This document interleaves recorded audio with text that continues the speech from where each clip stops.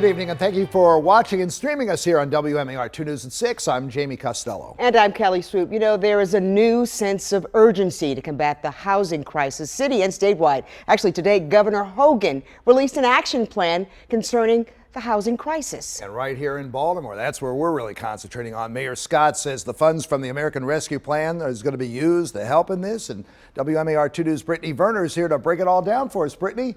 That's right, Jamie. Well, Mayor Scott says the pandemic has added to the housing issue in Baltimore, but city leaders are working diligently to combat this issue, and there is a way people in the community can help as well.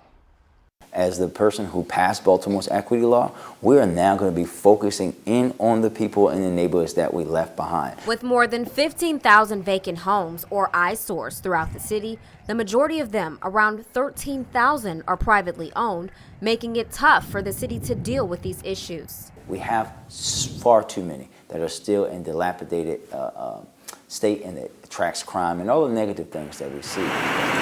Negative things like fires in vacant homes, sometimes attached to occupied homes, or fires ending in a death.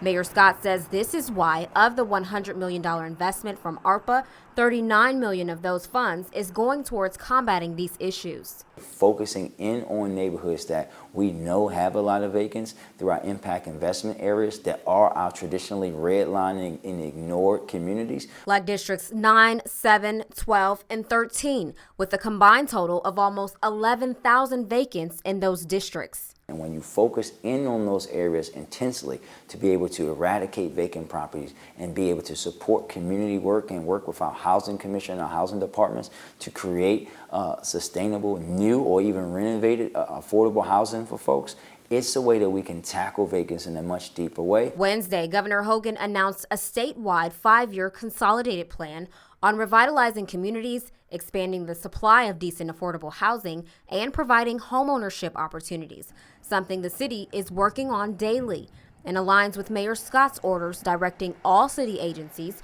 to conduct a 30-day review highlighting all existing operations, procedures, and processes centered around the issues of vacant homes. Things that we can do short, medium, and long term. One of the things is helping us speed up those processes, going to work with our partners at the court level to have a separate docket for dealing with these vacant houses when they come through for receivership and others, making sure that we are taking all the legal action through code enforcement in our law department. But it's really about strengthening them and hastening the pace, be able to hold those folks accountable. How is the city specifically serving the people in those underprivileged communities to make sure they have access to home ownership? When you look at that, the opportunities are there.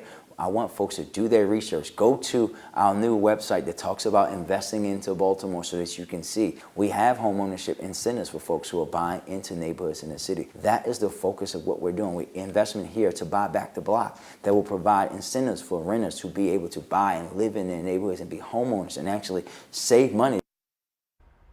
Mayor Scott says this is only the beginning, and city leaders are serious about tackling these issues. For people who want to be part of the solution, if you see a property not being upkept, call it into 311 because that's how they start the cases to fix these issues. Guys. All right, Brittany, thank you. Let's continue to put this issue in focus and dig a little deeper on this story for you. We took a closer look at the home that sat vacant the longest, okay, based on open building notices. Here you go.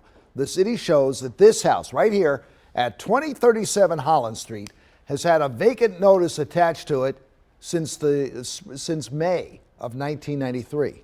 That's for nearly 30 years. Now, we looked at the Maryland property records and found that the same person who owns 2037 Hollands, listed as Leroy Baldwin, trustee, owns a total of 18 properties in the city. So we cross-referenced those addresses with the vacant notices, and 8 of those currently have open vacant notices attached to them.